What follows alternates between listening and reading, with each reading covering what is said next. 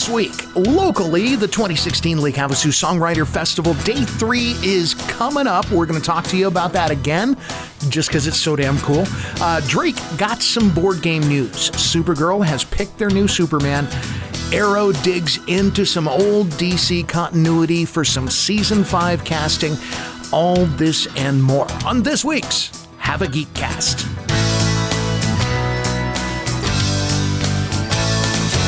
It's Sunday, June 19th. I'm Mike Woodard, and this guy right here, we like to call him Drake Finney. Drake, what's going on, man? There's a lot going. Actually, for once, there's not a lot going on. We just in town wrapped up the 2016 International Order of the Rainbow for Girls statewide convention. So I actually got to wake up this morning with nothing on my plate. So I had my nice breakfast. My daughters brought me my nice coffee. So it's a nice, relaxed day so far. Very good. Now it's Father's Day today.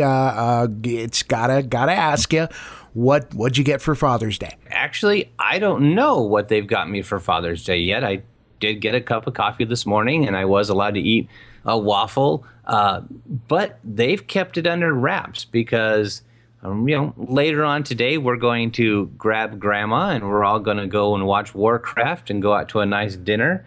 After that, we're going to go swimming, and that's when I'm going to get my gifts. But at the same time, they're forcing me to see Warcraft a second time. Oh, God, it just kills me. I'm so hard. Poor guy. I know. It's just terrible being me at times. Man, in my family, Father's Day happened first thing in the morning. You had 3 kids with no patience. So Dad had to get his thing like he was still in bed when he got his Father's Day gifts. My girls know, and that's the thing. My family, they usually do something big, and they always surprise me. But they love watching me just wait and wait. They enjoy torturing, and I think it's payback from all the birthday parties that I'd schedule at like 4 in the afternoon, but I'd get them up at like 8 in the morning. So sure, fair play. All right, man. Let's talk some local stuff. Now, last week we touched base on the Songwriters Festival there in Havasu, and Day 3 is coming up in just a couple days. Yeah, Day 3 is going to be the 22nd, which is this Wednesday night. If you go down to Fugs at 4 o'clock and bring an original song you've composed, and you can bring accompaniment if you have someone who needs to play an instrument while you do the singing, that's fine also. But it's Day 3 of the auditions. We're getting together the mass amount of talented people from there, those that make it through the audition process. And I don't know the exact process that happens on that end because we are live streaming it. So I'm getting more to enjoy watching the creativity. Nice. But from there, they'll be selected. And then it's on to the true contest in August and September at the Refuge, where we'll crown the 2016 Songwriter of Lake Havasu. And songwriters can come in from outside of Havasu for the contest, right? Yeah, that's right. It is just called the Lake Havasu Songwriters Festival because that's just the city it's held in. You're welcome to come from anywhere in the tri-state area. Even if you're in Laughlin and you've got a song, hey, come on down. You're close enough. Just get to the audition, throw your name in the hat, throw your song in the hat, display your talent, and we'll accept you. Looking at the weather forecast for the next few days coming up, we're in a, what do they call it, a heat dome right now. And I know here in Kingman, we're expected to hit 112 tomorrow. Which means, of course, in the cities down by the river, Lake Havasu, Bullhead, Laughlin, it doesn't matter what the temperature is because stuff's just going to spontaneously combust randomly around town. Dude, if you're in Havasu, especially if you got some kids, what are good ways to stay cool? In the next coming days, especially, and that's one of the things why we've pushed back our Father's Day celebration, is because it's so warm right now. So we're actually going to be swimming at night at 7, where it's a little bit cooler. But if you're looking to get the kids out, because let's face it, you trap them inside, because it's too hot for them to play outside. It's supposed to be 120 tomorrow. Mm-hmm. There's the aquatic center. If you do want to take them down to the beach, they've got Rotary Park, which has the park areas where they can play on the jungle gym a little bit, and they've just renovated it, so it's nice. And then after they work up a little bit of sweat, take them on down to the water. It's only a few feet away. But if you want the indoor feel, call up the local aquatic center. They've got the pool going. They've got the free swim going. Huge, wonderful facility for people to use. You've also got the bowling alley. There's multiple places. The library even has summer activities going on. If you're just looking to get the family out and keep them cool, that's the best way to do it.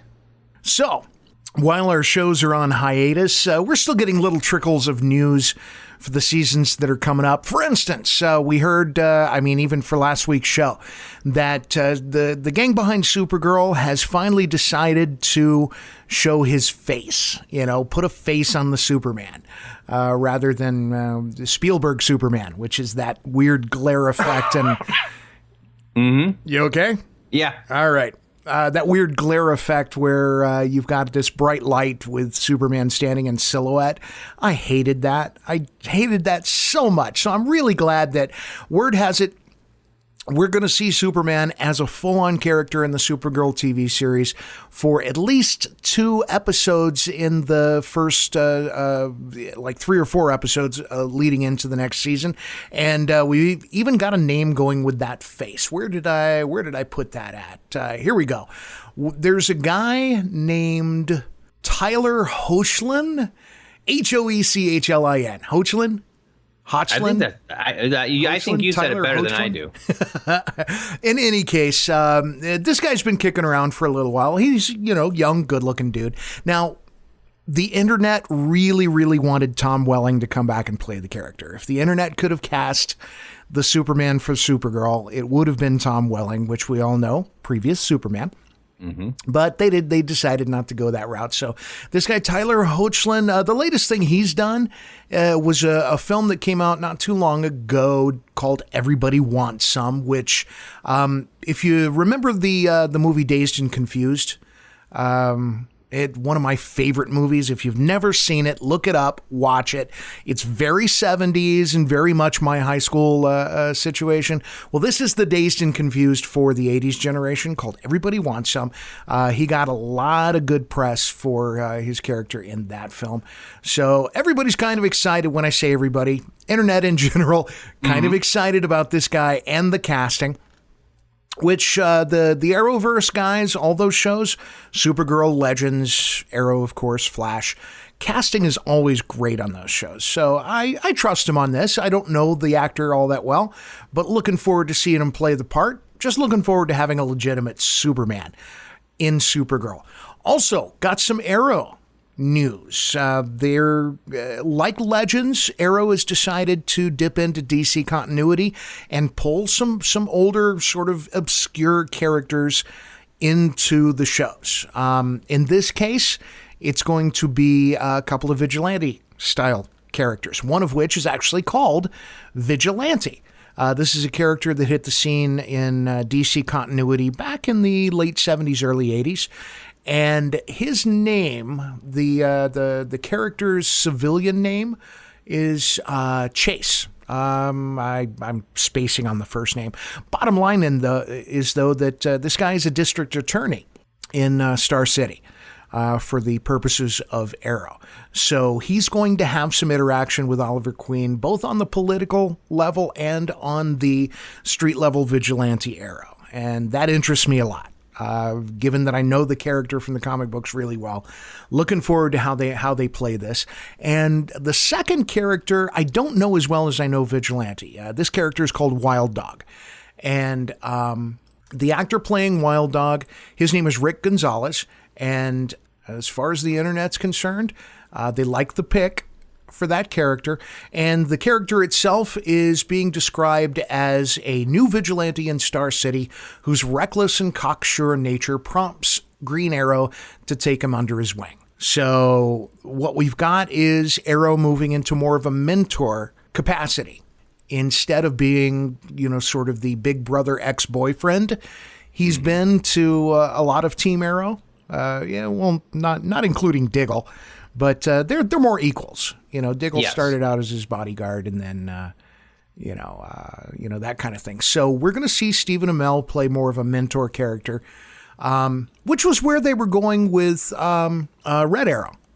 Exactly. Before Speedy took over that position in the team. So I'm looking forward to the next season of Arrow. I don't I'm not a fan of the mayor storyline, and I'm hoping they don't spend a whole lot of time on it. But given that they're bringing in DHS, and so there's going to be some some political infighting going on there, that'll maintain my interest. And then this the business with Wild Dog and Arrow, Ollie trying to kind of calm him down and bring him on the leash, so to speak. I'm looking forward to it. I am too, and I have to give it up for the Arrow, because yes, they have, and they really have made the Arrowverse, and a lot of people have, bitten down on, well, you couldn't do magic, you shouldn't have done this, too many supers, but they have to remember that the reason we do enjoy the expanse through the week of the DC TV universe is because Arrow always puts the feet in that direction first, then a series spawns off and runs with it. And as far as with Magic, he wanted Constantine over with the CW universe right off the bat. He enjoyed the stories, or Stephen Amell, I should say. He enjoyed the stories. He was one of the first ones that spoke up when it looked like it was on the chopping block and was begging and pleading, pull it over. So, if you look at the Arrowverse, even though people have gone, well, we didn't like this, we didn't like that, he's helped lead it in all the directions, because when we introduced the superpowers and the super abilities, then we spawned off with the Flash. We go into a little, time and get a little bit too many background characters. All of a sudden, we're off with Legend. And now we're going back to our roots. And I think season 5, like you said, everyone's really going to enjoy it, because it's going to give us that street level Oliver Queen Arrow that we've missed for the past couple seasons, but we needed the show to do what it did. Yeah, to grow the universe, absolutely. A lot of people really unhappy with this latest season of Arrow, and you're going to get that. The deal with doing a superhero show, especially a popular superhero show, even setting aside the fact that it's the anchor for a universe of superhero shows, it gets so much scrutiny from so many people who are so vocal about the thing that they love or hate. I think that gets magnified a little bit. To see them pull away from the powers and the magic and just sort of concentrate on people with, the way I like to put it is, skills instead of powers. Exactly. And so it's all heading in the right direction, I think, and some folks will climb back on board, I'm certain. Unfortunately, we've got until, October before we'll know for sure. We got a few months, and of course, there'll be news trickling out the whole damn time. So we'll keep you up to speed on it as we get a hold of some stuff. Matter of fact, there's some casting news we're going to have for you on next week's show involving Legends of Tomorrow, and they're dipping into older DC continuity.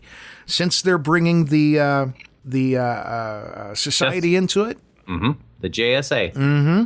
There's a lot to mine there. So we're going to make it a point to discuss that. If not in any major detail, we'll bring you up to speed on where it stands and give you a little bit of anticipation, or at least the anticipation that Drake and I feel for where they might be going. Well, and this is one where our fans are going to hear me get excited, because it's going to be the JSA and the All-Star Squadron, and I'll make all these predictions, and I'll be completely wrong again.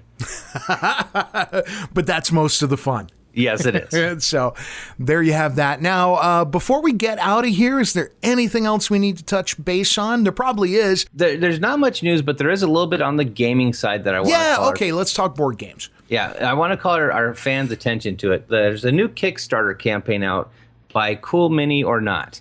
And I am a huge fan of Cool Mini or Not. They make the miniature board games. They have beautiful detailed miniatures. I usually jump on one or two of their Kickstarter programs throughout the year. The newest one they've rolled out is called Massive Darkness.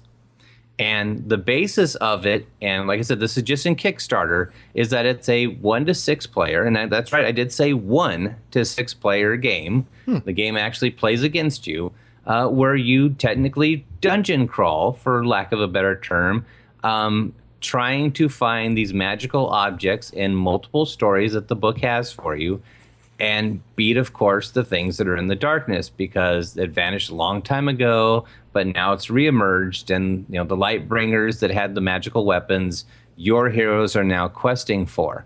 Now, the funny thing about it, though, is I wasn't going to jump on this again, because I like watching Cool Mini as they roll out their what's the term for it? I'm drawing an absolute blank. The goals, their reach goals. When you finally get to a certain dollar amount and they unveil something for you. Mm-hmm. So I usually watch that for a while before I look at The World's Greatest Wife, and I go, hey, they just hit this stretch goal. We really should consider it, because to get on this Kickstarter, it's the price you'd pay for the board game normally. It's only $120.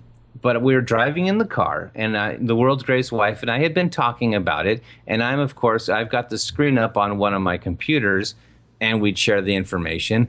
And we're driving, and her phone dings. And I sit there, and I go, oh, who's that? And she goes, oh, it's just, and she starts spilling what Massive Darkness had just unveiled. And I'm driving, and I go, wait a minute. You don't get notifications unless, and she looked at me and smiled and goes, happy birthday? And I went, you snot. I wasn't planning on this till later. And so I got to tell you, folks, if you're looking to back something right now, there's 18 days to go. If you listen to this on Father's Day, their goal was 200,000. They've already broke 1,600,000. And they have expansive stretch goals. There's more miniatures than you can shake a stick at. It's one that when it rolls out here and does get here when they finish it, which looks to be technically about April, we're going to play test it. We're going to stream it, let everyone see it, because in a few weeks we're actually getting the one I backed before, which is the Others, the 7 Deadly Sins, almost the same concept. But if you're really looking for a good Kickstarter campaign, and if you really like the miniature board games, I invite you to go to their website, check them out. It's coolminiornot.com. They have some really amazing family-friendly board games that, like I said, they're for 1 to 6 players. So even if you can't gather the kids around and you just want to pass some time and you don't want to watch the flashing box in front of your eyes, pull this out. It's definitely entertaining. Well, that's pretty much going to wrap it up for this week. Make sure you touch base with us on Facebook. Let us know what it is that you geek out about, because we want to geek out about it too. It's facebook.com/Hava-Geek-Cast. What's our social networking stuff? I can never keep that in my head, right? Social networking, we've got Twitter, which is @Hava Geek Cast. And you can also email us at havageekcast@gmail.com. And then the world's geekiest children will be helping me set up an Instagram and other social media sites, because they've just decided they're tired of watching Dad flounder like fish at it. So nice. They're going to help us out. Very good, because God knows we need it, man. All right. That's going to do it for me. That's it for me. Everyone, happy Father's Day and have a geek week.